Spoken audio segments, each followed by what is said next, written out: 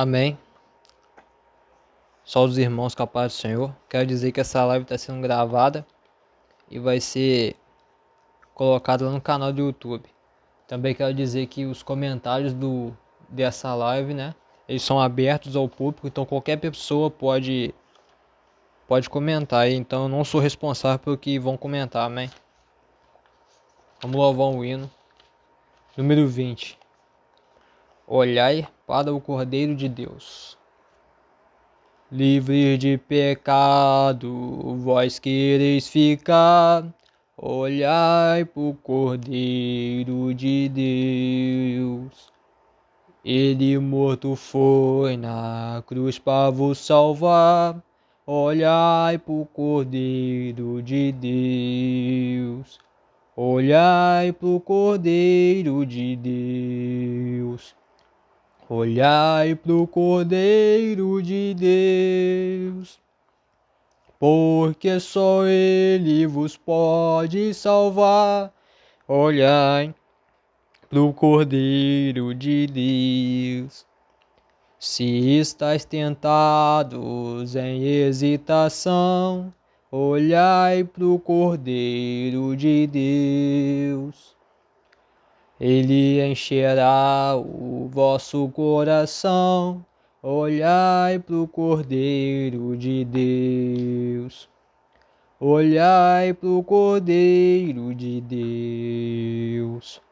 Olhai pro Cordeiro de Deus, porque só Ele vos pode salvar. Olhai pro Cordeiro de Deus. Se estáis cansados e sem mais vigor, olhai pro Cordeiro de Deus. Ele vos quer dar seu divinal amor, olhai pro Cordeiro de Deus. Olhai pro Cordeiro de Deus. Olhai pro Cordeiro de Deus, pois só Ele vos pode salvar. Olhai pro Cordeiro de Deus. Se na vossa sonda sombras vêm cair, olhai pro Cordeiro de Deus. Ele com sua graça tudo quer suprir, olhai pro Cordeiro de Deus. Olhai pro Cordeiro de Deus. Olhai pro Cordeiro de Deus, porque só Ele vos pode salvar. Olhai pro Cordeiro de Deus. Aleluia, glória a Deus. Esse louvor é muito lindo, né? Fala que nós temos que olhar pro Cordeiro de Deus, né? Ou seja, Cordeiro de Deus é Cristo, né? Que só Ele vos pode salvar. Só Ele vai encher o nosso coração, né? Se a gente está cansados e sem mais vigor, olhai pro Cordeiro de Deus. Então, independente do que a gente está passando, né? A gente nunca pode desviar o nosso olhar, né? Vamos louvar mais um? Eu gosto desse louvor aqui, número 15 da harpa cristã. Conversão, né? Que ele revela muito sobre o pecador antes de aceitar Cristo, né? O quão cego andei e perdido vaguei, longe, longe do meu Salvador. Mas do céu ele desceu e seu sangue verteu para salvar um tão pobre pecador. Foi na cruz, onde um dia eu vi meus pecados castigado em Jesus. Foi ali pela fé que os meus olhos abri, e agora me alegro em sua luz. Eu ouvia falar dessa graça sem par, que do céu trouxe o nosso Jesus. Mas eu surdo me fiz, converter-me não quis ao Senhor que por mim morreu na cruz. Foi na cruz, onde um dia eu vi meus pecados castigado em Jesus. Foi ali pela fé que os meus olhos abri, e agora me alegro em sua luz. Mais um dia senti meu pecado e vi sobre minha espada da lei. Apressado fugi, em Jesus me escondi, e abrigo seguro nele achei.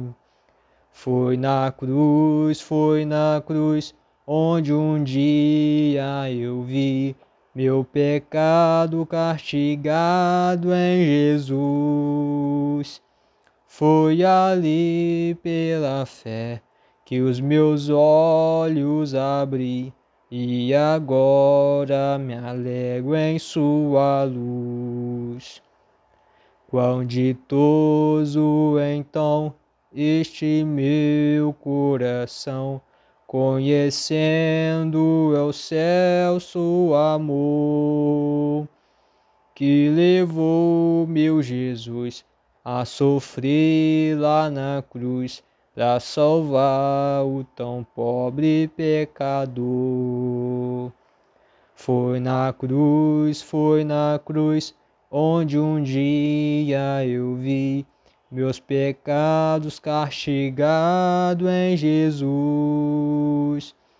Foi ali pela fé que os meus olhos abri, e agora me alegro em sua luz. Glória a Deus, aleluia. Aqui fala a história de um homem, né, que ele era pecador, ele ouvia falar da palavra de Deus, mas eu surdo me fiz, né? Ele fingiu que não ouvia a palavra do Senhor, mas até que um dia ele sentiu o pecado dele, né? A consciência pesou sobre ele, né? E veio a espada da lei, né? Ou seja, a espada da lei é a consequência do pecado que veio sobre ele, né? E apressado ele fugiu, em Jesus ele se escondeu, e abrigo seguro nele ele conseguiu achar, né? Ou seja, ele foi correndo, né, para os atos do Senhor, e nos atos do Senhor ele conseguiu abrigo seguro, e ele conseguiu se esconder debaixo das asas do Senhor, né? Mas como a gente vê, né, meus irmãos, que para a pessoa voltar ao Senhor, a pessoa realmente tem que ser muito quebrantado, porque é muito difícil a pessoa reconhecer a face do Senhor, né? É muito difícil porque após o pecado para a morte espiritual, parece que cega o indivíduo, né? Vamos louvar mais um? Vamos ver. Número 3 da harpa cristã. Plena paz e santo gozo tenho em ti, ó meu Jesus, pois eu creio em tua morte sob a cruz. No Senhor só confiando neste mundo viverei, entoando aleluias ao meu Rei. Oh, glória ao meu Jesus, pois é digno de louvor. É meu Rei, meu bom pastor, é meu Senhor. Como os anjos que o louvam, eu também o louvarei, entoando aleluias ao meu Rei. O amor de Jesus Cristo é muito grande para mim, pois sua graça me encheu de amor sem fim. Jesus foi para a glória, mas um dia o verei, entoando aleluias ao meu Rei. Oh, glória ao meu Jesus, pois é digno de louvor. É o meu Rei, meu bom pastor, é meu Senhor. Como os anjos que o louvam, eu também o louvarei, entoando aleluias ao meu Rei. Este mundo não deseja tão bondoso Salvador, não sabendo agradecer seu grande amor. Eu, porém, estou gozando do favor da sua lei, entoando aleluias ao meu Rei. Oh, glória ao meu Jesus, pois é digno de louvor. É meu Rei, meu bom pastor, é meu Senhor. Como os anjos que o louvam, eu também o louvarei, entoando aleluias ao meu Rei. Quando o povo israelita com Jesus se consertar, dando glórias ao seu nome sem cessar. Neste tempo céu e terra hão de ser a mesma grei, entoando aleluias ao meu Rei. Oh, glória a meu Jesus, pois é digno de louvor. É meu Rei, meu bom pastor, é meu Senhor. Como os anjos que o louvam, eu também o louvarei, entoando aleluias ao meu Rei. Glória a Deus, aleluia. Irmãos, tá para existir um louvor mais lindo que da harpa cristã, né? A harpa cristã, os louvores mais abençoados que existe. Apesar que eu sei que o meu chamado aí não é para louvar, né? Mas mesmo assim, o Senhor nos convida a louvar, né? Então vamos entrar na palavra. Não vamos ficar cantando aqui toda a vida, né? Quero saudar a paz do Senhor, os irmãos que estão entrando aí, amém? Então hoje o ensino aqui vai se tratar do reino de Deus, né? E o reino de Deus é o que, ou pelo menos o que deveria ser, né? O foco de toda a igreja. Então, a palavra de Deus vai estar lá no livro de Mateus, capítulo 12, versículo 28, que diz assim: Mas se eu expulso os demônios pelo Espírito de Deus, é consequentemente chegado a vós o reino de Deus, né? Então esse estudo visa falar do reino do Senhor, né? A natureza do reino. O reino de Deus ou dos céus no presente significa Deus intervindo e predominando no mundo para manifestar seu poder, sua glória e suas prerrogativas contra o domínio de Satanás. É a condição atual deste mundo. Trata-se de algo além da salvação ou da igreja. É Deus revelando-se com poder na execução de todas as suas obras. O reino antes de tudo, uma demonstração do poder divino em ação. Deus inicia seu domínio espiritual na terra, nos corações do seu povo e no meio deste. Ele entra no mundo com poder, né? Como diz o livro de Isaías, capítulo 64, versículo 1. Marcos, capítulo 9, versículo 1. 1 Coríntios, capítulo 4, versículo 20. Não se trata de poder no sentido material ou político, e sim espiritual. O reino não é uma teocracia religio-política. Ele não está vinculado ao domínio social ou político sobre as nações ou reinos deste mundo. Deus não pretende atualmente redimir e reformar o mundo através de ativismo social, político, da força ou de ação violenta, né? Então aqui é importante, né? Importante uma coisa assim, que eu tenho para dizer para os irmãos. No livro de Romanos, né, fala que nós devemos submissão aos líderes, né, tanto pastores, líderes religiosos, políticos. Só que essa submissão, respeitando a autoridade deles, né? Obviamente, se eles forem contra a palavra de Deus, nós ficaremos fiel à palavra de Deus e contra eles, nesse sentido, né? Nós somos fiel a eles enquanto eles são fiel à palavra de Deus, né? Então, muitas pessoas acreditam e estão colocando a sua fé em líderes do governo. Eu não posso falar o nome, né? Mas vocês estão entendendo, né? Políticos, né? Etc. Só que vocês têm que entender uma coisa. O anticristo virá através do próprio governo. Estão entendendo? Então, a gente tem que ser fiel à palavra de Deus e confiar em Deus. Amém? Vamos continuar. O mundo durante a presente era continuará inimigo de Deus e do seu povo. O governo de Deus, mediante o juízo direto, é a força, só ocorrerá no fim desta era. Apocalipse capítulo 19, versículo 11. Quando Deus se manifesta com poder sobre o mundo, este entra em crise.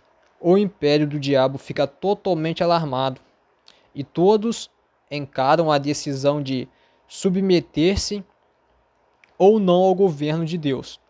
A condição necessária e fundamental para se entrar no reino de Deus é: arrependei-vos e crede no Evangelho.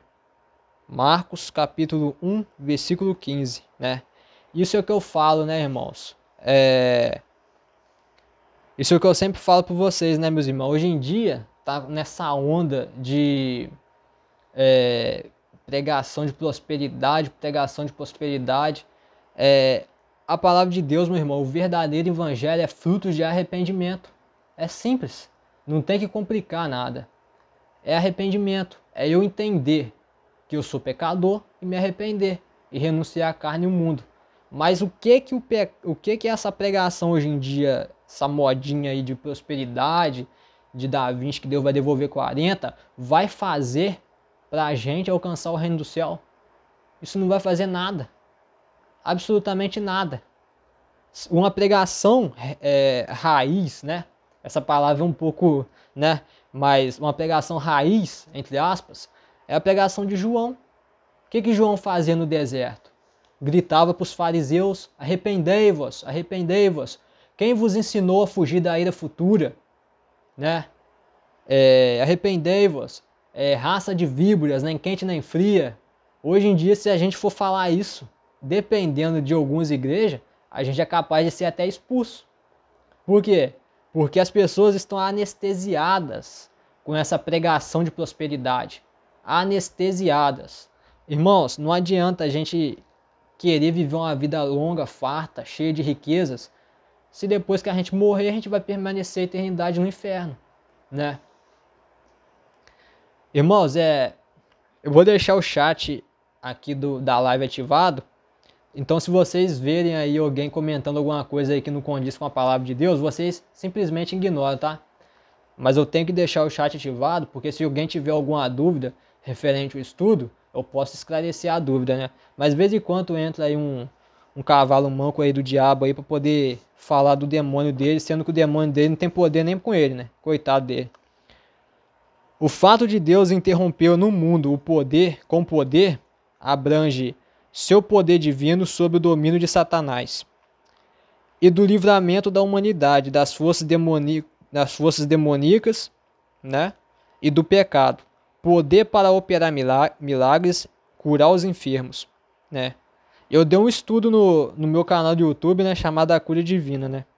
Então, se os irmãos quiserem, é só clicar aí na bio aí, que vocês vão ser redirecionados lá para o YouTube. A pregação do Evangelho que produz a convicção do pecado, da justiça e do juízo, a salvação e a santidade daqueles que se arrependem e creem no Evangelho. 2 Coríntios capítulo 6, versículo 14. E aqui também está citando um estudo que eu já gravei lá no meu canal, a separação espiritual do crente, né?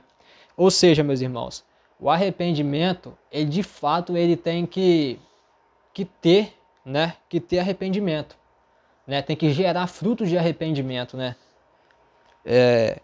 Aqui também está citando, eu já falei, né? A separação espiritual do crente. O estudo está lá no meu canal do YouTube. Amém?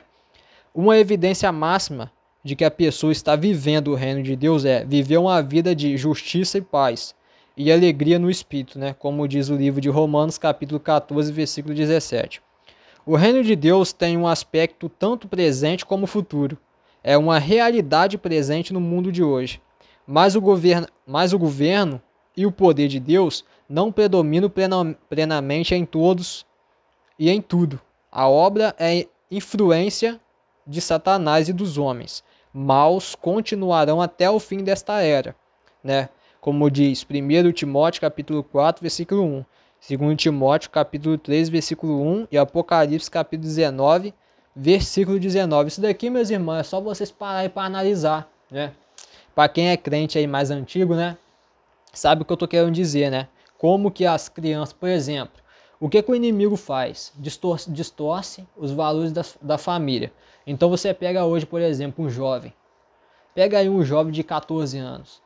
Agora analisa o como era ter 14 anos na época que você tinha 14 anos, né? Então você vê que os costumes mudam, a roupa muda, o jeito muda, as crianças estão cada vez mais se relacionando cedo, né?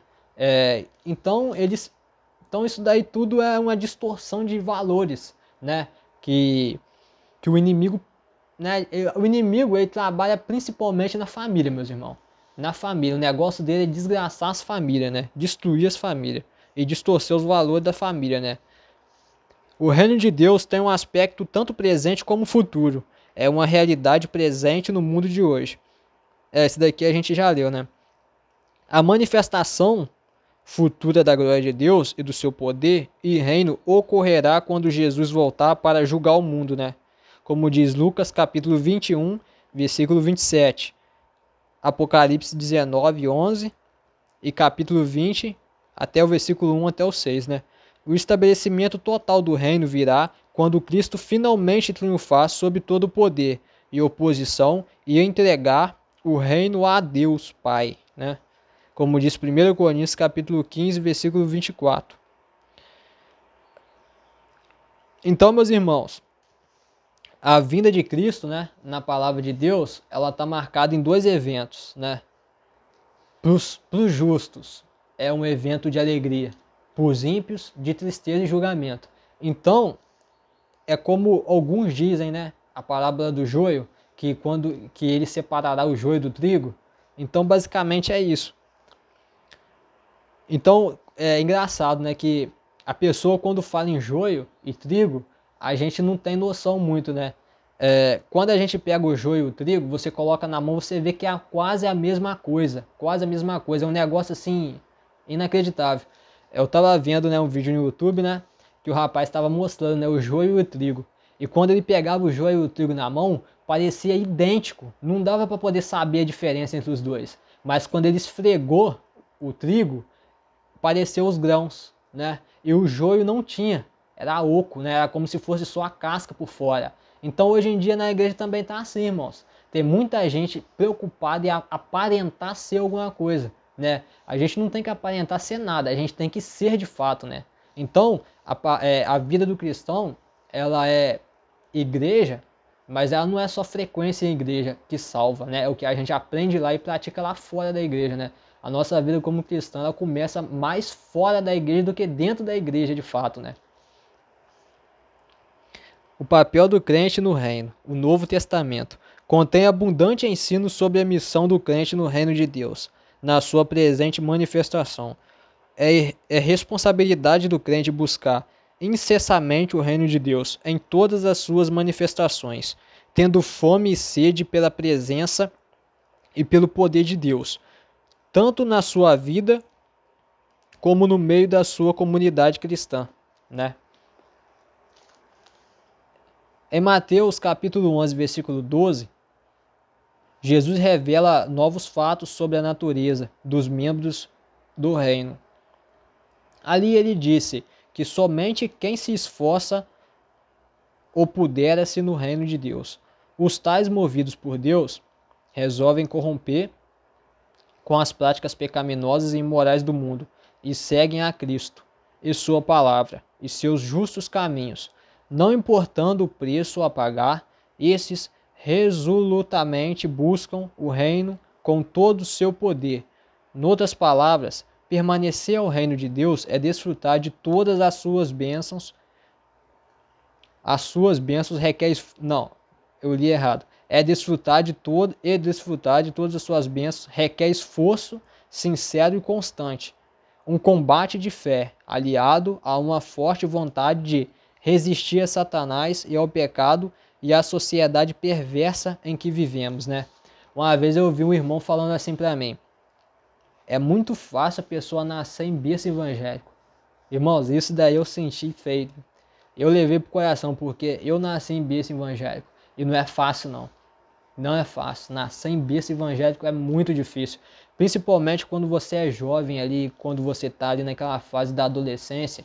E você está passando ali por aquele momento. E o mundo tem tanta bandeja para te oferecer, né? Tanta influência ruim. Tem bebida, tem tudo quanto é coisa errada aí, né? Que a gente sabe, né? Influência dos amigos, da sociedade. A influência social aqui, né? Ela pode ver aqui que é a vontade de resistir a Satanás, ao pecado e à sociedade perversa em que vivemos. Em uma sociedade, para a gente poder socializar, né, com os grupos sociais, né? Por exemplo, se tem um grupo lá, um grupinho de pessoas, para eu poder ser amigo dessas pessoas, eu tenho que ter algum gosto em comum a eles, para eles poderem me identificar como um amigo deles. Então, se eles bebem, obviamente eu terei que beber. Se eles fumam, eu terei que fumar. Se eles usam droga, eu terei que usar. Ou então eles vão me enxergar como inimigo e não como um amigo deles. Porque as pessoas pregam que os opostos se atraem. Eu não acredito nisso, né? Não é que isso é uma pregação mundana, né? Não está na Bíblia, mas as pessoas tendem a se socializar dessa forma, né? Tem gente que fala assim, por exemplo, eu sou bebo socialmente. Por que a pessoa bebe? A pessoa não quer beber, mas a pessoa bebe para poder agradar os outros, entendeu? Porque se não beber, fica feio para ele, né? Todo mundo bebendo e ele lá sem beber, então ele se torna até a âncora dos amigos, né? Como se ele estivesse puxando, né, para trás ali aqueles amigos. Então, eu costumo dizer, meus irmãos, que o cristão ele não deve socializar com o mundo, né? Porque se a gente socializar com o mundo, a gente vai ter que fazer o que o mundo faz, né? Aí a pessoa vai dizer assim: não, mas Jesus foi conhecido como amigo de pecadores e publicanos, tá? Jesus ele foi conhecido como isso. Agora a Bíblia fala que Jesus fazia o que eles faziam, né? Jesus estava lá pregando, evangelizando, né? Ele não estava lá jogando conversa fora. Ele não estava lá falando de coisa, né, que não convém. Ele estava pregando o reino de Deus, né? Então, o cristão, ele não deve socializar com o mundo. Ele vai lá, prega para o ímpio do reino de Deus, mas depois ele vai embora para casa, direto, né? Ele não tem que socializar, sentar na mesa de botequim, conversar, jogar conversa fora, porque senão vai pecar, de um jeito ou de outro. Não conhecerão o reino de Deus aqueles que raramente oram, que transigem com o mundo, né? Como a gente disse, né? A gente acabou de falar, né? Esse transigem com o mundo é socializar. Que negligenciam a palavra e que têm pouca fome espiritual. E para crentes como José, Natã, Elias, Daniel e seus 3 amigos, Mardoqueu, Pedro e João, Estevão e Paulo, inclusive mulheres como Débora, Ruth, Esther, Maria, Ana e Lídia. Aleluia, glória a Deus. Interessante, né? Esse Daniel e seus 3 amigos, né? Lembra o que aconteceu com Daniel quando levaram ele lá para a Babilônia, né? Ofereceram todos os manjares para ele, né? As bandejas, né, do inimigo. E ele falou: não, eu não quero. Ele rejeitou, né, a bandeja, né?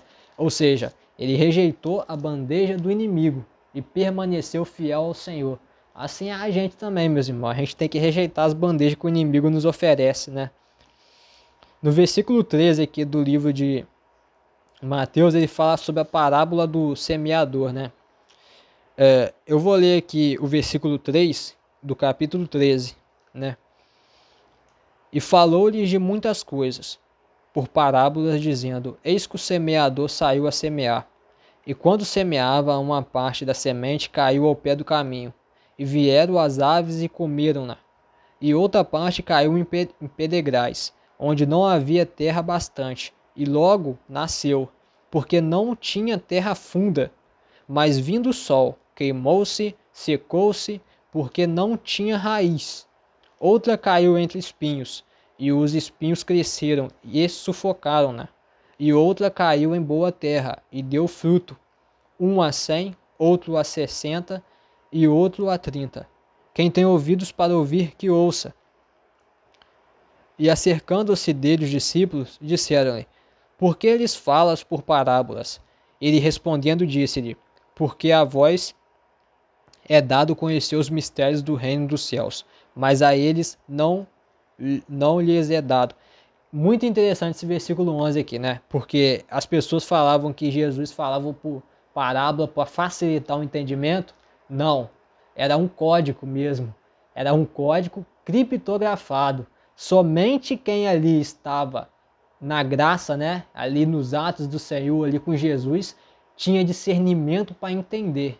E os ímpios não tinham. Então, se vinha ali um fariseu ali, penetra ali, ele não ia entender nada disso daqui. Entretanto, aqueles que estavam ali, né, com Jesus, eles iam entender. Então, olha o que Jesus disse aqui, né? Olha o que ele disse no versículo 11. E respondendo, disse-lhe: Porque vos é dado conhecer os mistérios do reino dos céus, mas a eles não lhes é dado, né? Interessante que tem crente, né, que ele fica tentando pregar, a pessoa está zombando da fé dele e fica tentando converter a pessoa. Irmãos, a gente tem que entender uma coisa. A gente tem que insistir sim no reino dos céus para poder pregar. Mas a Bíblia também fala que não dê pérola aos porcos, né?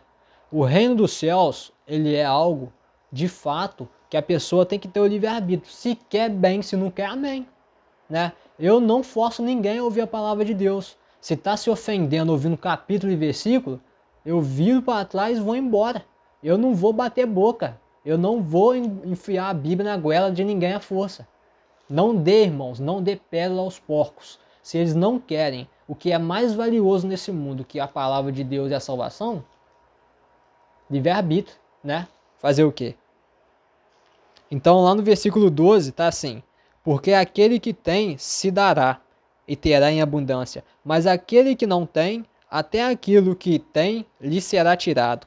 Por isso lhes falo por parábolas, porque eles vendo não veem, e ouvindo não ouvem, nem compreendem. E neles se cumpre a profecia de Isaías, que diz: Ouvindo ouvireis, mas não compreendereis, e vendo vereis, mas não percebereis. Porque o coração deste povo está endurecido, e ouviu de mau grado com seus ouvidos e fechou os olhos, para que não veja com os olhos e ouça com os ouvidos, compreenda com o coração e se converta, e eu os cure, né?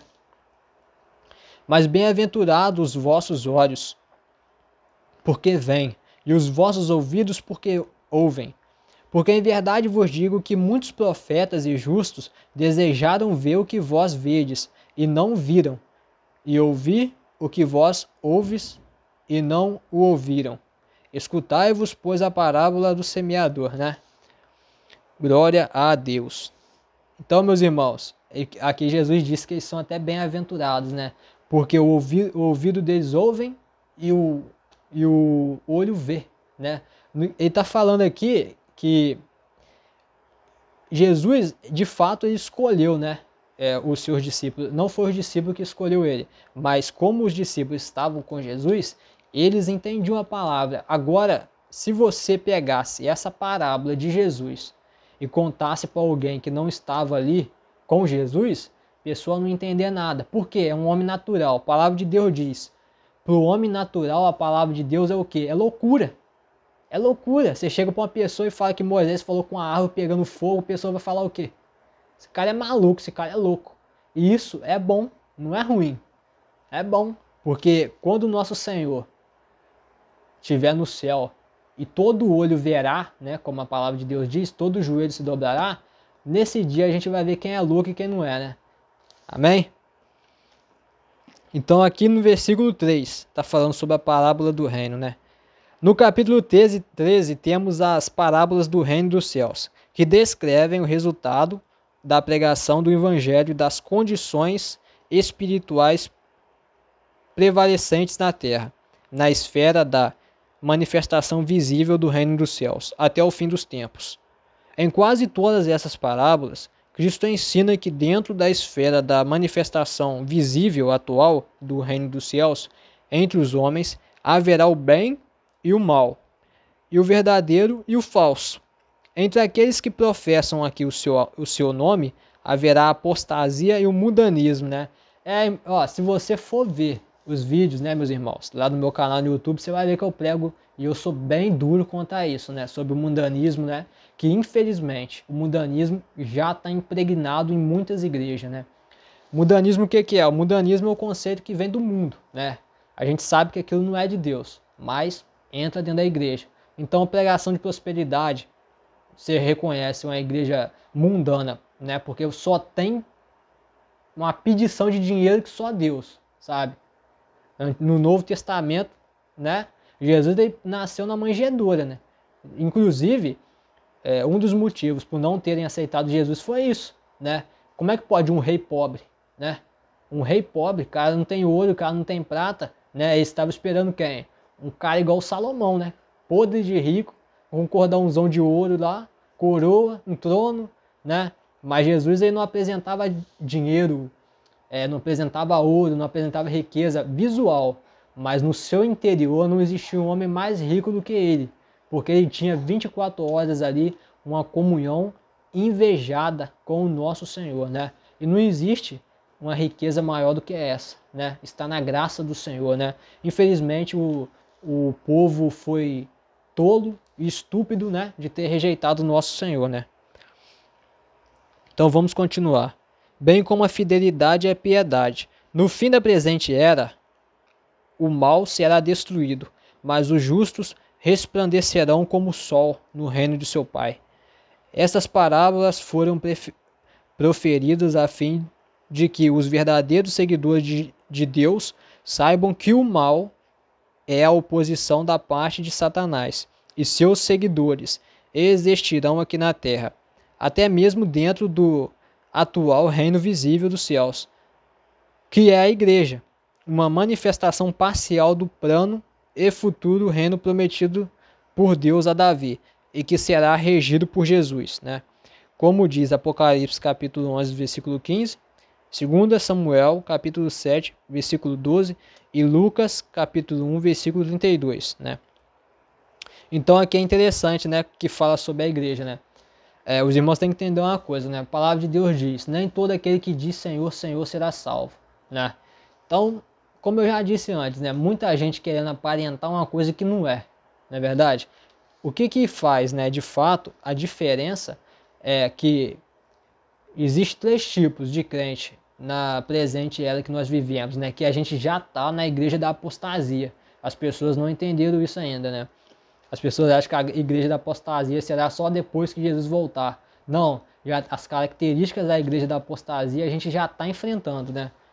Que é a falta do temor no nome do Senhor, né? Dentre outras coisas. E então, qual é essas 3 classificações de crente?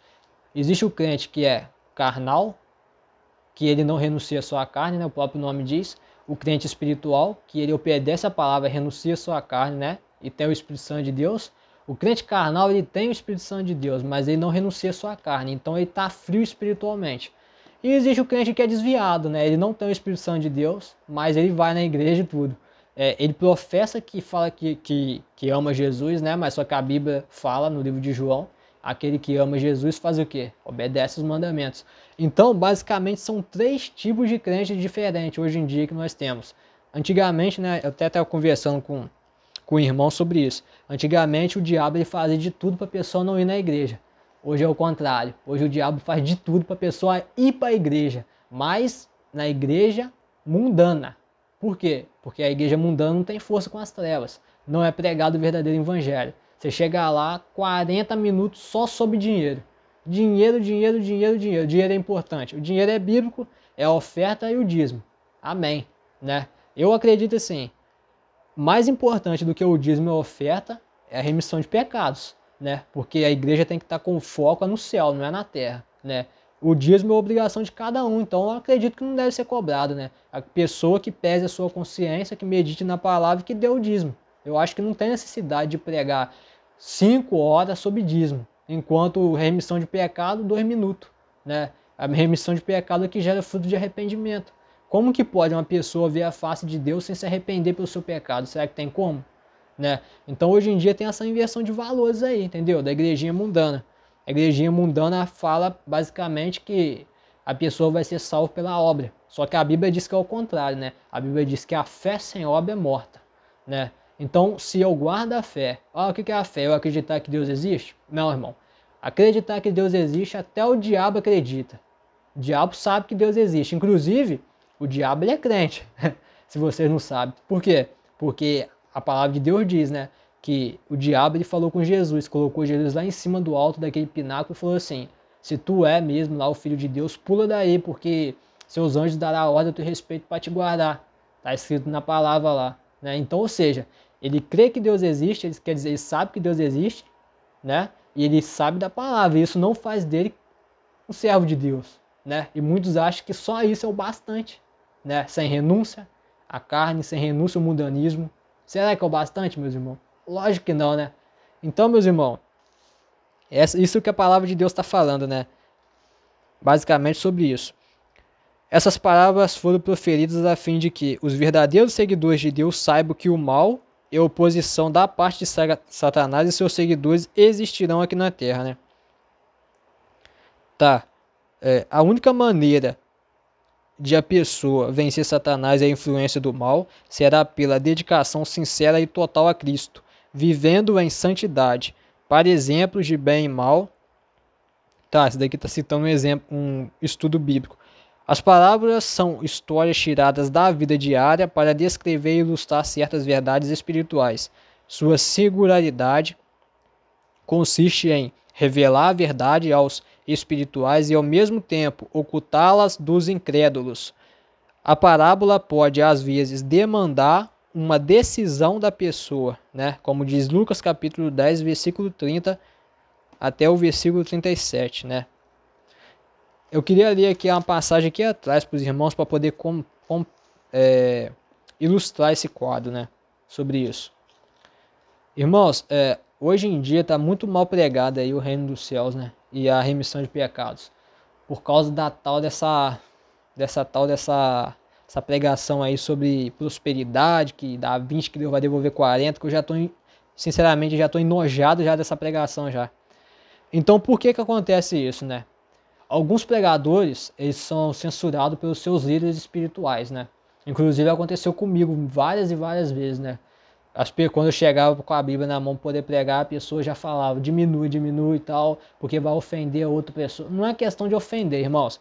A partir do momento que a gente está lendo capítulo e versículo, o nome disso se chama exortação.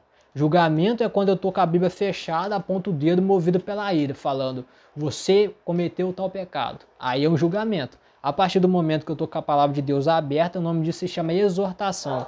E a pessoa que não ouve a exortação não pode ser chamada de filho de Deus. Pessoa que tem ira por ouvir capítulo e versículo da palavra de Deus, não pode ser chamada de filho de Deus, tá? Essa pessoa tem espírito mau, espírito maligno, né? Porque a luz e a treva não combinam. A Bíblia diz que bem-aventurado é quem o Senhor corrige, né? Por quê? Porque Deus é o nosso Pai, Deus aí nos ama, né? Mas olha que interessante aqui sobre um pecado aqui grave que é chamado blasfêmia contra o Espírito Santo, né? A blasfêmia contra o Espírito Santo é a sujeição contínua e deliberada do testemunho que o Espírito Santo de Deus, de Cristo, não, Espírito Santo de Cristo, da sua palavra e da sua obra de convencer o homem do pecado. Ou seja, quem tem o Espírito Santo de Deus, ele tem o poder, né, de ser convencido pelo pecado. O Espírito Santo de Deus nos convence do pecado. Entretanto, aqueles que não possuem o Espírito Santo de Deus, aí é que tá, como é que faz? Aí que entra a pregação de remissão de pecados. Pregação de João Batista, por exemplo, que ele estava no deserto lá, arrependei-vos, arrependei-vos, né? A pregação de remissão de pecados, ela visa gerar frutos de arrependimento, né? Fazer a pessoa se arrepender, fazer a pessoa entender que está errado e que tem que mudar a sua vida. Hoje em dia não. Hoje em dia, se você chega a pregar a pregação de remissão de pecado, a pessoa acha que você está falando mal. fica com raiva, fica triste, né? Então não entende. Então por quê? Está anestesiado pelo falso evangelho. Né? Falso evangelho, prosperidade, né? Tem que ser. Então vamos voltar aqui. Aquele que rejeita a voz do Espírito e se opõe a ela, afasta de si mesmo o único recurso que pode levá-lo ao perdão, o Espírito Santo. Os passos que levam à blasfêmia contra o Espírito Santo. Entristecer o Espírito, se isto for contínuo, levará à resistência ao Espírito, né? Efésios capítulo 4, versículo 30. Ou seja, o que é resistir o Espírito? Deus está tocando nos pregadores hoje em dia para poder falar?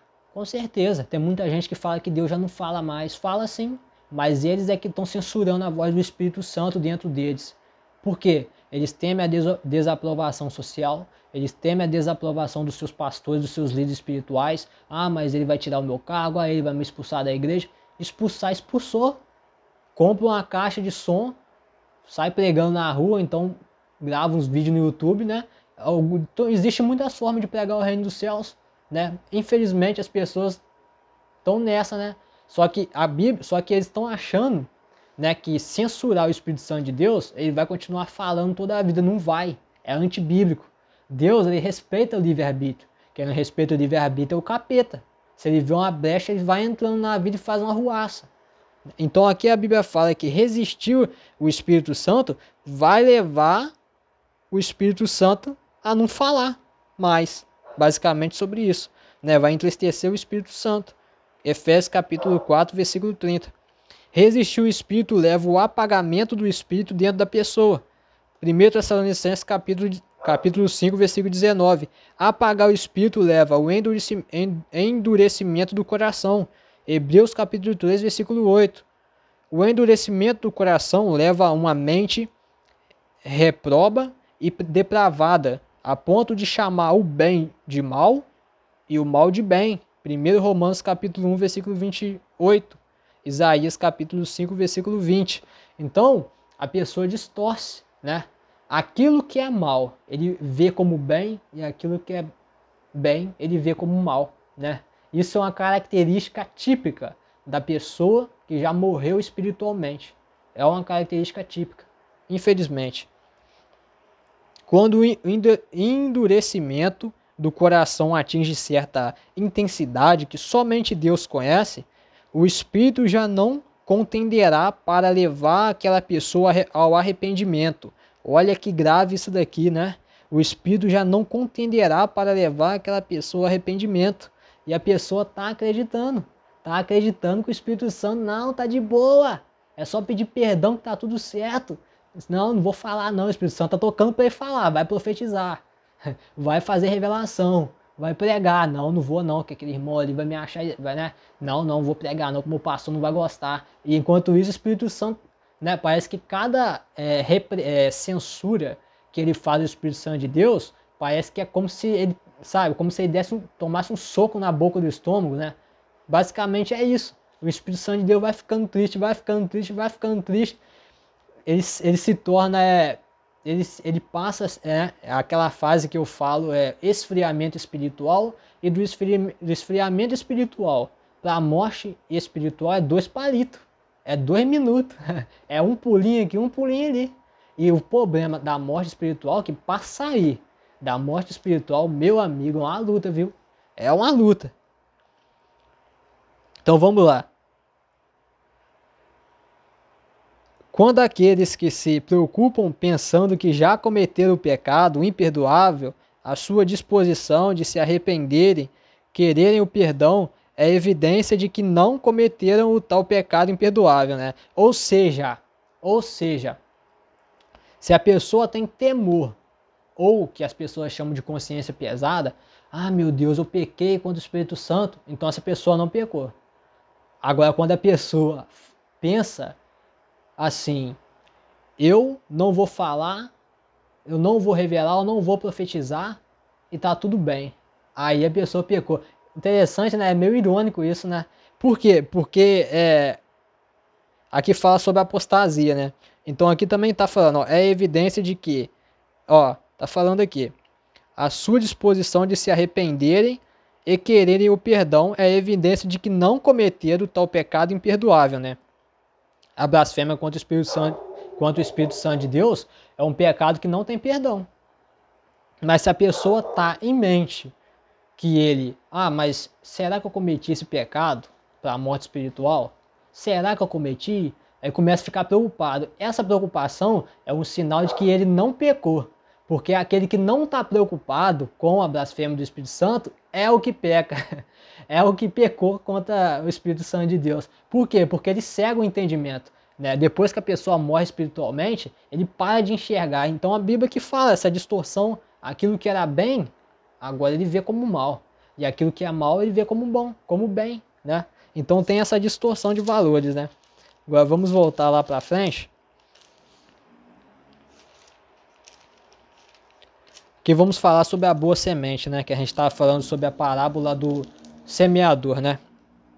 Lá do capítulo 13, do versículo 24 até o versículo 25. A boa semente e o joio, né? Justamente o que a gente estava falando. A parábola do trigo e do joio salienta, né? Minha dicção é horrível. O fato de que uma semente do trigo e do joio. A parábola do trigo e do joio salienta o fato de que há uma semente, semedura da má semente de Satanás, né? Uma semedura da má semente de Satanás, paralela à da palavra de Deus. Ou seja, tem a semente de Deus, tem a semente do diabo, né? Amém? Amém, irmã? Vai com Deus. Segue aí, né? Que eu gosto de pregar aqui o estudo aqui, que é edificante, né? Amém? O evangelho e os crentes, né? Aqui fala que tem duas semeaduras, né? Tem a de Deus e tem a do diabo. Basicamente é isso. O evangelho e os crentes verdadeiros serão plantados em todo o mundo. Satanás também plantará os seus seguidores, os filhos do maligno, entre o povo de Deus para se contraporem à verdade divina, né? E ele já está plantando aí em algumas igrejas, né? Já tem muita semeadura do diabo, né? Os famosos crentes carnais, né? Crentes que não querem libertar o povo do pecado. Eles querem usar a Bíblia para ganhar dinheiro. Basicamente é isso. Enquanto isso, a pessoa está dentro da igreja desviada. Então, no sentido, como assim, Pedro, desviado? No sentido que a pessoa, hoje em dia, né? A pessoa que é o carnalzão, né? O crente carnal, ele não está em busca do evangelho da remissão de pecados, né? Que eu tenho que renunciar às minhas práticas da carne, meu eu interior, o mundo. Não, ele quer o evangelho de fácil aceitação. A igreja quer aceitar ele com aquele pecado, ele vai ficar nessa igreja. Tá entendendo? Basicamente é isso. A obra principal dos emissários de Satanás no reino dos céus, na presente era, solapar a autoridade da palavra de Deus, né? Gênesis capítulo 3, versículo 4, e promover a iniquidade e as falsas doutrinas, né? Cristo falou, noutra ocasião, de um grande logro entre o seu povo por causa desses que se apresentam como verdadeiros crentes, quando na realidade são falsos mestres, né? É o que eu falei. Este fato da coexistência do povo de Satanás com o povo de Deus na dimensão visível atual do reino dos céus, que é a igreja, terminará quando Deus destruir todos os ímpios no fim da presente era. Então, isso vai terminar, né, quando Deus destruir todos os ímpios. Então, basicamente, né, é isso, né? Só que essa igreja, no caso, né, que está falando aqui, né, o reino de Deus dos céus está se referindo à igreja atual, né? A igreja atual, realmente é a igreja atual, né? Então, é complicado, né? Porque a mensagem do sacrifício de Cristo, né? Essa pregação de prosperidade, ela basicamente vai contra, ela ignora o sofrimento de Cristo, a humilhação que Cristo passou, o sangue derramado, o sangue da dor, né, que ele sofreu por nós, que ele veio por nós, para poder pregar basicamente isso. Então, o que vai ser de mim, né, com essa riqueza? Né? Bom, sem salvação, o que o homem é? Vai ficar os lotes dele para trás, a cabeça de gado, a Mercedes, a BMW, a casa, vai ficar tudo aí. Faz sentido? Né? E a Bíblia fala, né, que é mais fácil um camelo passar no fundo de uma agulha do que um homem rico alcançar o reino dos céus. Então a gente tem que preocupar de fato com os tesouros no céu. A gente acumular tesouro no céu, onde a traça e o ferrugem não consomem, né? E aqui fala no capítulo 13 do versículo 30, crescendo juntos, né? No tocante ao crescerem juntos, os verdadeiros filhos de Deus e os filhos de Satanás, disfarçados como crente. Olha como é, né? Vê se pode, né? O que vai levar para o céu é Jesus e não o dinheiro. É isso aí, irmão. Glória a Deus. Então aqui fala, né, sobre esse crescer junto, né? Que é o filhos de Deus e os filhos de Satanás. Interessante isso, né? Que eu já presenciei alguns casos, né? Que a gente vê mesmo, né? Que parece que alguns espíritos malignos, de certa forma, copiam até os dons espirituais, né? Do Espírito Santo. Eu já vi espíritos malignos falando até dom de língua, né? É inacreditável isso, né? É uma cópia. Então ele reflete a palavra de Deus de fato, né? Os filhos de Deus crescendo do lado dos filhos das trevas, dos filhos do inimigo. Então hoje em dia a gente está vivendo como o apóstolo Paulo diz, né? A gente não pode acreditar em toda profecia, a gente não pode acreditar em toda manifestação suposta do Espírito Santo. A gente tem que testar os espíritos para saber se é de Deus, né? Uma pessoa vem entregar para você uma profecia, busca de Deus um discernimento. Por quê? O falso profeta, ele geralmente vai falar assim para você. Ele vai te dar uma profecia muito rasa. Então uma criança de 10 anos pode falar o que ele fala, né? Então, entenda uma coisa, Deus revela o profundo, o oculto e o escondido, né? Então, quando você receber uma profecia, ore a Deus e fala com Deus, pede a Deus um sinal se aquilo ali é verdadeiro, pede uma orientação. E muitos deles falam que isso é falta de fé, sendo que no livro de Atos o apóstolo Paulo fala sobre isso, que a gente tem que testar os espíritos, que nem tudo é de Deus. E eles falam que é falta de fé, que se a gente não acreditar não vai acontecer, e a culpa é nossa, né? Então ele coloca a gente como culpado da falsa profecia dele. Quer dizer, se não aconteceu, a culpa é sua, né? Deus não é homem para que minta. Se Deus falou, vai acontecer, né? A irmã tá falando aí, ó, já aconteceu comigo. É comigo também, irmão. Infelizmente, né?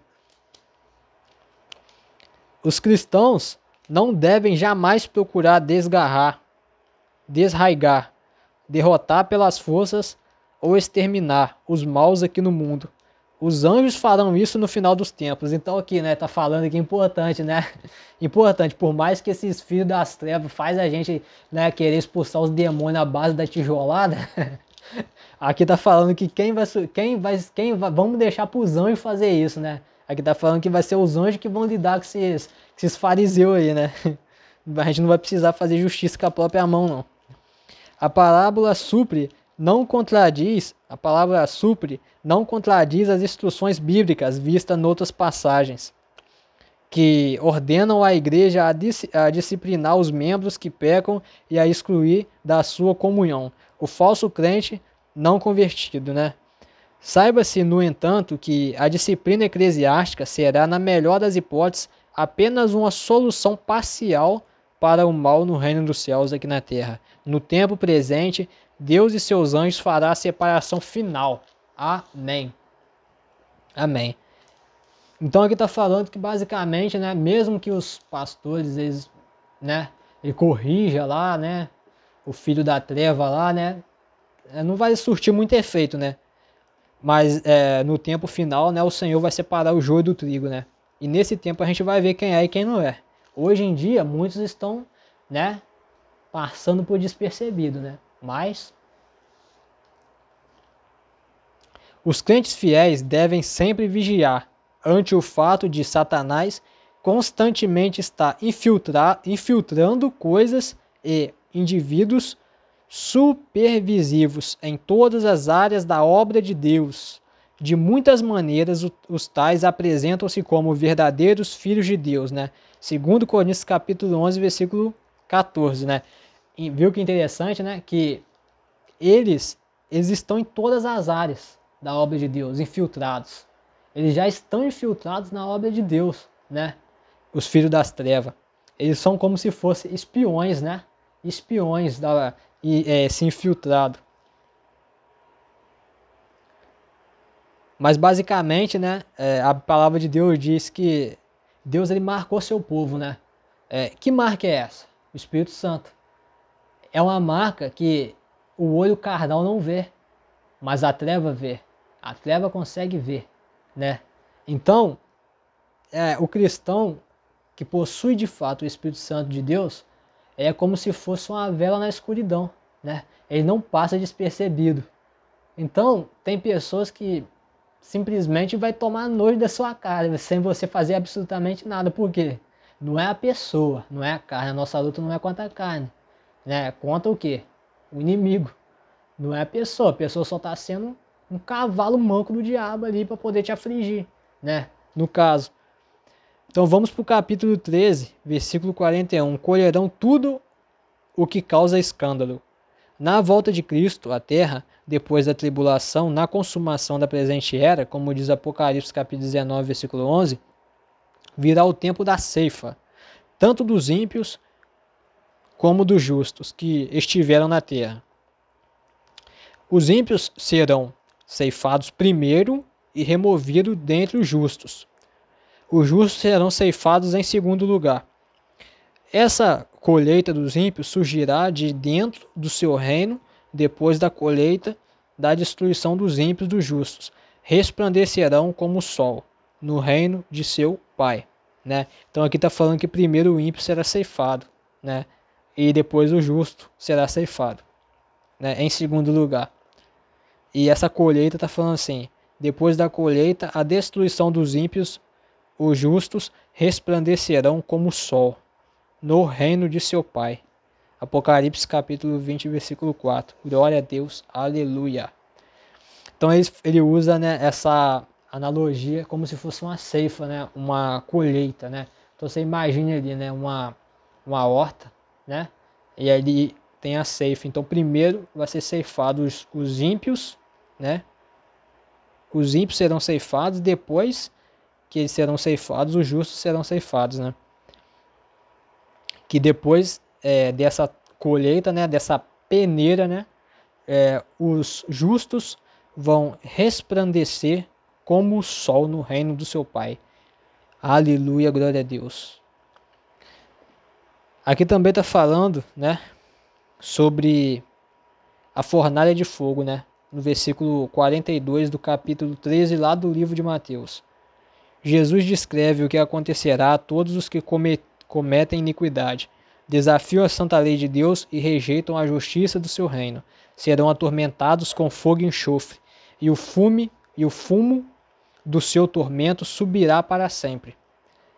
De modo que não tenham repouso, nem de dia nem de noite. Apocalipse capítulo 14, versículo 9. Todos que aceitam a Bíblia como a palavra de Deus não podem rejeitar esta doutrina. Os ímpios não serão aniquilados. Os ímpios não serão aniquilados, reduzidos a nada, pois serão mandados para o castigo eterno, né? Então, ele não será aniquilado assim, né? Alguma coisa, algum mal vai vir a ele e acabou. Não, ele vai ser mandado vivo para o castigo eterno, né? Ou, né? Aqui está falando do caso da volta de Cristo, né? Mas caso, né, ele morra sem arrependimento, né? Aí já sabe, né? O reino semelhante a um tesouro, né? Tá falando que é semelhante a um tesouro. As palavras do tesouro e da pérola ensinam duas grandes verdades. O reino dos céus é um tesouro de valor incalculável, que deve ser buscado acima de tudo, e obtido quando renunciamos tudo que nos impede de ser parte dele. Vender tudo significa que de todo o nosso coração devemos abdicar de todos os demais interesses, por um único interesse supremo, que é Cristo. Romanos capítulo 12, versículo 1.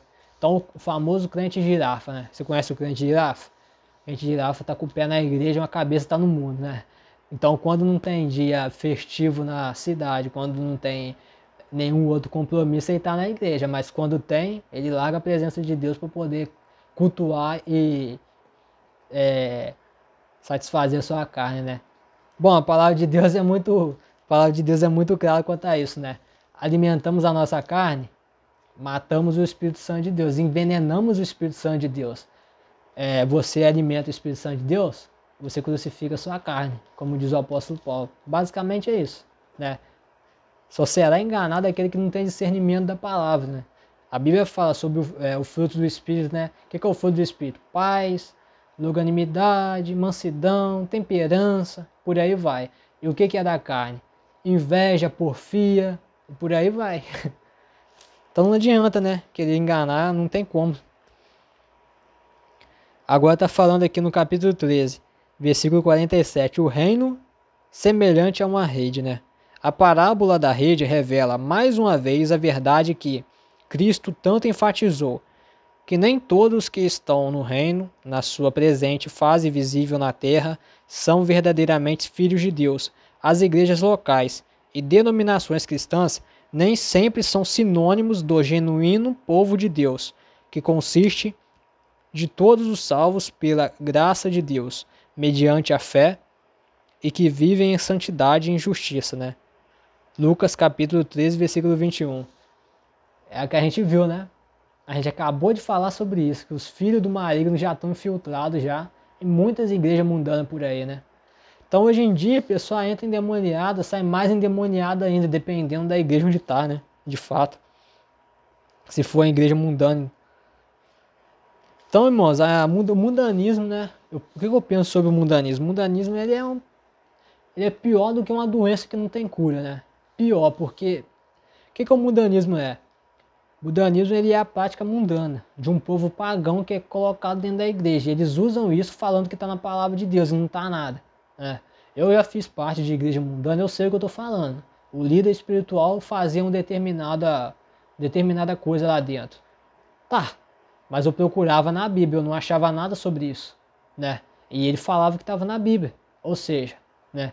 Não é errado você querer passar uma experiência pessoal, por exemplo, que não está na Bíblia, mas você tem que deixar claro que não está na Bíblia. Você tem que deixar claro, você tem que enfatizar bem enfatizado, isso não está na Bíblia.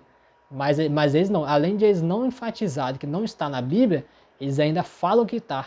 Então o problema disso é o crente que é ignorante. O crente que não lê a Bíblia, né? A ignorância nos faz escravos desse tipo de crente, né? Dos servos do diabo.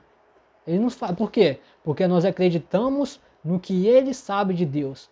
Mas se ele quiser manipular aquilo que ele sabe de Deus para usar ao favor próprio, ele vai manipular, né? Então muitos deles estão falando que a gente é salvo pelas obras, né? Que se a gente for dar lá o dinheiro lá, por exemplo, o dízimo. O dízimo é a forma mais equivocada que eles usam para poder enganar o povo. Por quê? Porque a palavra de Deus diz, a fé sem obra é morta.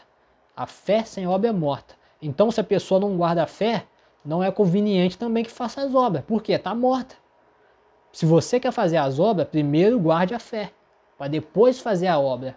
É importante você guardar a fé em primeiro lugar, para depois você pensar em fazer as obras. Mas eles falam sobre isso? É lógico que não vão falar, né? Então, complicado. O que é guardar a fé, irmão? Deixa eu explicar aqui. Guardar a fé não é só a gente acreditar em Deus, né? Porque a Bíblia diz, né? Se a gente acredita em Deus, a gente ama Deus. Então é a gente obedecer o mandamento, o estatuto e o juízo de Deus. Então quando a gente tem clareza que a gente está obedecendo o mandamento, o estatuto e o juízo de Deus, aí a gente pensa no sacrifício, a gente pensa no dízimo, a gente pensa em oferta. Mas primeiro vamos nos concentrar na obediência, de fato, para depois pensar no sacrifício e nas obras. Amém? Capítulo 13, versículo 49. Separarão os maus dentre os justos. Na parábola da rede, que trata da volta de Cristo para julgar o mundo, depois da tribulação, a ceifa dos ímpios e dos justos está na mesma ordem, mencionada na parábola do joio e do trigo. Os ímpios serão ceifados primeiro e os justos em seguida, em segundo lugar, como diz Apocalipse capítulo 19, versículo 11. Tal sequência mostra claramente que a separação dos ímpios dentre os justos terá lugar no fim da tribulação. Apocalipse 19, 11 de novo. E capítulo 20, versículo 4. E não no arrebatamento da igreja. Ocasião em que o povo peculiar do Senhor é retirado do mundo, né? Como diz 1 Tessalonicenses capítulo 4, versículo 13. Nessa parábola, Cristo volta a ressaltar o fato de que entre o povo de Deus há muitos que não são verdadeiramente leais a Ele e a sua palavra, os maus dentre os justos, né? Que a gente acabou de falar, né? Famosa semeadura do diabo, né? É o que eu falo, meus irmãos. Tem muito crente disfarçado aí, viu? Mas o nosso Senhor é especialista em arrancar a máscara. Capítulo 14 fala sobre a morte de João Batista, né? E faz uma menção lá no versículo 6 sobre dançou diante dele, né? Uma moça ímpia que dançou em público diante dos homens foi a causa da morte de um dos mais santos dentre os homens, né? Que foi, no caso, João Batista, né? Festas mundanas, bailes e filmes ímpios levam ao abandono de Deus e incitação das paixões e a extinção da nossa capacidade de discernir entre o pecado, a justiça e o juízo. Os genuínos filhos de Deus não participarão dessas coisas, né? Então aqui está falando, né, que o diabo ele é inteligente, ele tem a sua forma de pregar, né? O seu reino das trevas, né? Então, qual a forma dele introduzir? Ele introduzir as suas práticas em filmes, novelas, séries e por aí vai, né? Seu conceito mundano. Então, hoje em dia, né, se pega uma criança, por exemplo, deixa na frente da TV ou do celular, só Deus sabe o que ele está vendo ali, né? Então, tem muito desenho infantil também que é satanismo puro. Satanismo puro, puro, puro, puro, né? Então como é que vai fazer referente a isso? Imagina uma criança que não tem discernimento a nada, com isso na cabeça, isso entra na mente subconsciente da criança e faz um estrago terrível, a criança já fica amaldiçoada. Tem desenhos infantis que eles consagram demônios, existem demônios, tá? Apropriados para atuar na vida da criança, né? Vários demônios, né? Não vou citar o nome deles aqui, mas existe. Segundo o relato das escrituras, mulheres e meninos hebreias, né, dançavam espontaneamente em ocasiões alegres, né, especialmente depois da vitória na batalha, quando por isso cantavam ao Senhor, né. Não há nenhum registro bíblico, no entanto, de homens judeus dançarem com mulheres, né, nem a mínima indicação de que as mulheres judias dançaram alguma vez em público diante de um auditório. A dança da filha de Herodias na festa de aniversário de Herodes era uma prática pagã, né? Era uma prática pagã, totalmente pagã. Então aqui é importante eu frisar aqui um detalhe sobre a dança, já que a gente entrou nesse assunto, né? Hoje em dia tem igreja que faz isso, né? Que faz dança, que faz teatro. Eu não sou contra, né? Mas eu acho assim, se você para um culto inteiro só para poder ter essa manifestação, isso acaba se tornando, isso tira o foco do culto, né? Então o que eu acho? Eu acho assim, eu não saio da minha casa para poder ver ninguém dançando. Eu acho que se eu sair da minha casa para poder chegar a uma igreja e só ter dança, eu perdi meu tempo. Porque a única coisa que nos enche é a palavra de Deus. Então no culto tem que ter o quê? Pregação. Um culto sem pregação não pode nem chamar de culto, né? É a minha opinião sobre isso, né? Então, a dança em si, né? Não é um pecado, né? Mas é aquela coisa, né? As pessoas aproveitam, né? Que, tipo assim, não está escrito na Bíblia, então eu vou fazer, porque a Bíblia não discrimina, né? O apóstolo Paulo vai lá e fala, não é porque eu posso tudo que eu vou fazer tudo. A Bíblia, por exemplo, não está escrito que é pecado eu cortar uma rodela de limão no meio, esfregar no olho, mas não é por isso que eu vou fazer, né? Então a gente tem que ter discernimento, né? Mas enfim. Mas eu não acredito que seja pecado a dança, não, né? Desde que tenha lá, sei lá, tá faltando 5 minutinhos para acabar o culto, bota o pessoal para dançar lá, fazer o teatro também. Mas se não tiver pregação, isso daí, não tiver pregação, não pode nem chamar de culto. Capítulo 14, versículo 27. Não temais. Nesta vida há muitas coisas para se temer, porém Jesus quer que olhemos para Ele. E que não tenhamos medo. Suas palavras de encorajamento estão fundamentadas no seu poder ilimitado e no seu grandioso amor pessoal para com todos quantos realmente lhe pertencem. Frequentemente nas Escrituras, Deus ou Jesus Cristo encoraja seu povo com as palavras alentadoras. Não temais, né? Glória a Deus. Aleluia. E a gente vê, né, que esse temor, esse temor, vai com Deus, irmão. Tenha uma boa noite, amém? Então a gente vê que esse temor aqui, normalmente, a maioria dos homens de Deus tinha esse temor, né? Porque quando João Batista mesmo, né? João, quando foi apontar o pecado lá daquele homem lá, né? Que estava em adultério, ele sabia que aquele homem podia cortar a cabeça dele fora, né? Mesmo assim ele foi. Por quê? Ele temia a morte ou ele temia Deus? Né? Então você vai temer um homem que tem poder de matar você, ou você vai temer um ser que mesmo depois de morto ainda tem poder para te mandar para o quinto dos infernos? Logicamente a gente vai temer a Deus, né? Mas esse temor não é no sentido de medo, né? É de respeito, de obediência, né? Então a maioria dos homens de Deus tiveram esse temor. Coisa que falta hoje em dia, né? Falta muito desse temor hoje em dia dos homens de Deus, né? Ter esse temor de Deus de fato. Então vamos lá para o capítulo 15, versículo 6, né? Pela vossa tradição. Alguns fariseus invalidavam os mandamentos de Deus, preferindo as suas próprias tradições e suas ideias dos homens. Os crentes de hoje devem ter cuidado para não invalidarem a palavra de Deus por causa da tradição, de ideias populares ou das práticas culturais dos dias de hoje. Invalidar, assim, a palavra é tornar-se culpado desse pecado dos fariseus e dos demais líderes judaicos, né? Como diz lá no livro de Marcos, capítulo 7, versículo 8, né?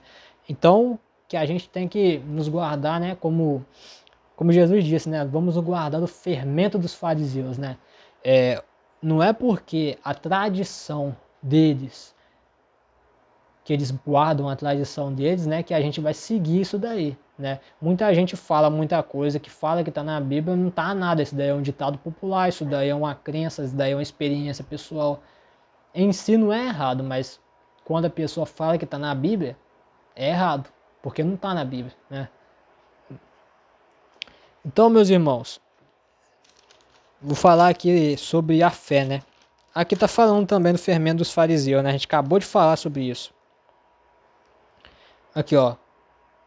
Capítulo 16 de Mateus, versículo 6. Acautelai-vos do fermento, né? Aqui fermento, um símbolo do mal e da corrupção, né?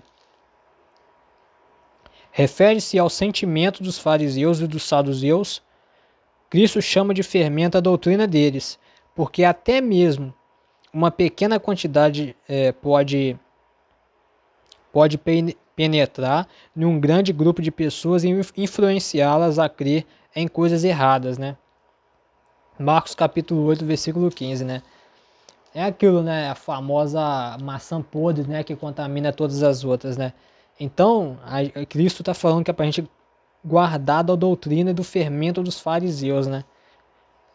Essa doutrina mesmo que a gente vê aí falando que é esse evangelho de fácil aceitação, essa de prosperidade, que Deus só quer o seu coração, que todo o caminho leva ao céu, isso daí é pura balela, tá? Pura balela, isso daí é fermento dos fariseus. Eu peço aos irmãos que ignorem isso, tá? Porque se todo o caminho levasse ao céu, a gente não tinha guerra no mundo, né?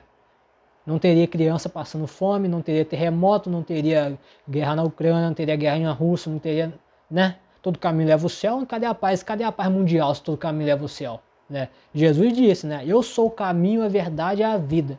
Ninguém vai chegar ao Pai sem passar antes pelo Filho. Então só existe um caminho, né? Então isso daqui é uma alusão, a ilusão de Satanás, né? O fermento do fariseu que Jesus nos está ensinando aqui, que a gente tem que fugir do fermento do fariseu, né? Então, meus irmãos, o ensino que eu queria deixar aqui para os irmãos aqui sobre o reino dos céus, eu já acabei de dar. Então, eu já vou pedir para os irmãos aí para poder seguir aí, se quiser, né? Continuar aí. Eu gravo aí, eu faço live aí falando do estudo da palavra, né? Que já é raro hoje em dia, porque infelizmente aí, né, a gente sabe que muita gente, né, muitas igrejas que a pessoa faz assim, ó, tem coisa na Bíblia que a pessoa fala só aquilo que lhe convém, né? Então aqui tá falando algo, o que vai fazer, ó? Vai fazer isso aqui, ó. Vai falar aquilo que lhe convém. Mas aqui você vai ouvir a verdadeira palavra de Deus, amém? O verdadeiro evangelho. Que é o evangelho o quê? Qual é o evangelho raiz? Remissão de pecado, reino dos céus, fé inabalável, né? Esse é o verdadeiro evangelho. E não, né, prosperidade, como muitos pregam por aí, né? Então, ouvindo esse verdadeiro evangelho, sabe o que vai acontecer se você praticar? Você vai criar raízes, né? Como aqui a gente viu, né? A parábola da semeadura, né? Que caiu em terra, caiu aí na florzinha da terra, né? Que ele não foi capaz de criar raiz. E o outro caiu num solo fértil, né? E criou raiz. Então, o verdadeiro evangelho é esse. Aqui nesse verdadeiro evangelho você vai criar raiz, né? E vai perseverar no reino dos céus, né? Que o cristão deseja, além do reino dos céus, né? Não tem mais nada. A única coisa que importa para nós é o reino dos céus, de fato. Ou deveria importar, né? Que os da semeadura do diabo que estão por aí estão pregando aí a prosperidade, né? O famoso da 20 que vai devolver 40 e por aí vai. Mas a Bíblia diz, né? Não vamos fazer justiça com a própria mão, né? Que naquele tempo, né? Os anjos do Senhor que vai cuidar disso daí, né? É como aquele anjo que foi brigar lá com o diabo lá pelo corpo de Moisés, eu acho, né? Nem ele quis fazer justiça com a própria mão, né? O que ele falou? Ele poderia ofender ali o inimigo, né? Entrar na onda dele ali, né? E ofender o inimigo. O que o anjo falou? Que o Senhor te repreenda, né? Então é isso, basicamente é isso. Então, irmãos, eu vou fechar a live aqui, né? Já passou de 1 hora e alguma coisa. Então, se você quiser aí ouvir aí mais esse tipo de pregação, né? De estudo da palavra, realmente como é, né? Para você ser liberto, né? De toda enganação porque tem por aí, né? Você segue aí o perfil aí, né? Eu não tenho um horário certo para poder fazer live, mas com o Espírito Santo bater, a gente faz. Então, Pai do Senhor, obrigado por todos os irmãos que continuaram aqui até esse tempo aqui, né? Que deu uma noite de paz para todos os irmãos, né? Que guarde os irmãos aí nos sonhos, amém?